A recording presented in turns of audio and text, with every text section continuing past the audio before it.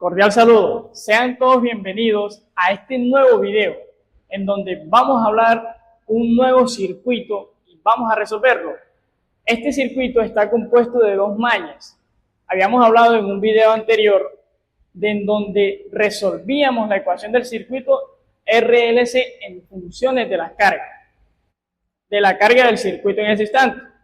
Entonces, para resolver estos circuitos hay que tener claro la ley de voltajes de los Kirchhoff, teniendo en cuenta que la sumatoria o la caída de voltajes en cada elemento debe ser igual a cero en una trayectoria cerrada.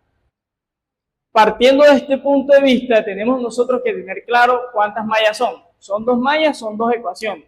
Para las analogías que vamos a hacer nosotros, simplemente necesitamos plasmar una ecuación íntegro diferencial. ¿Qué quiere decir plasmar una ecuación íntegro diferencial? Que vamos a simplemente tomar nuestro circuito y expresar las ecuaciones en términos de derivadas y en términos de integrales. Recordemos porque los capacitores y los inductores tienen expresiones que están determinadas en diferencial e integral. Entonces, ojo, vamos a resolver este circuito por las mallas. Siempre el signo que me encuentro es el que va primero. Entonces, si yo arranco a partir de este punto, tengo que volver a este mismo punto.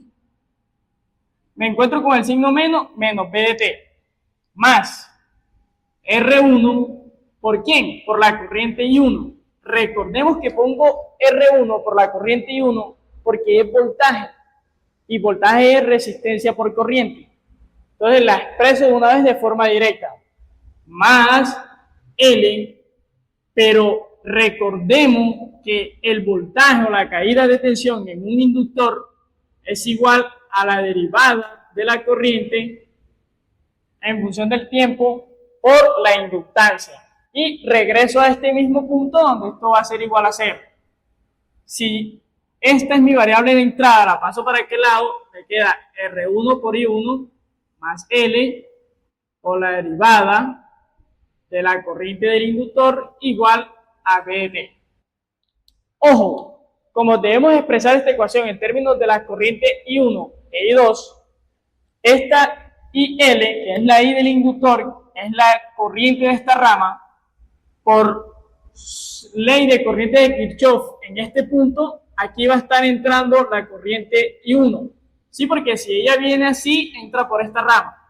Y aquí va a estar saliendo la corriente I2, que va a salir por esta rama. Entonces, esta ecuación corriente del inductor debe ser expresada en términos de estas dos corrientes. ¿Cómo lo hacemos? Teniendo en cuenta que la sumatoria de corrientes que entran va a ser igual a la sumatoria de las corrientes que van a salir. Esto lo puedo plasmar yo simplemente en un nodo, en un punto de unión. Entonces, ¿qué corrientes están entrando? Entra la corriente I1. ¿Qué corriente sale? La corriente 2 más la corriente IL. Siempre es más porque es sumatoria. De este lado fuera lo mismo si entraran otras corrientes. Entonces, como necesito I del inductor, esto se puede expresar como I1 menos I2 va a ser igual a la I del inductor. Si yo tomo esta expresión y la llevo a mi expresión de la ecuación, voy a tener que R1 por la corriente 1 más L por la derivada de ¿quién? De I1 menos I2 sobre dt. Esto, ojo, que es la corriente del inductor la que estoy poniendo, igual a B de t. Y aquí puedo separar los diferenciales si lo deseo. Entonces sería R1, lo puedo dejar expresado como lo tengo acá arriba, o lo puedo hacer así. Distribuyo la derivada de esta forma. La L por la derivada de I1 menos, porque aquí está menos, L por la derivada de I2. ¿Igual a quién? A B de t. Cualquier ecuación nos sirve, ya sea esta o esta, porque vamos a hacer nosotros las analogías. Entonces esta va a ser la expresión 1. Ahora, para hacer yo la malla 2, yo me paro en un punto de tal forma que haga una trayectoria cerrada teniendo en cuenta esta dirección que estoy poniendo aquí. Entonces, si yo arranco desde aquí, ¿con qué signo me encuentro? Con un signo menos. Como me encuentro con un signo menos, pues voy a expresar es el voltaje. Recordemos eso siempre. L por D de IL de T. Y luego sigo por esta rama y me encuentro más R2 por I2. Llego a esta rama y me encuentro con más el voltaje del capacitor. Igual aquí a 0, porque llegué a este mismo punto. Ojo, muy importante.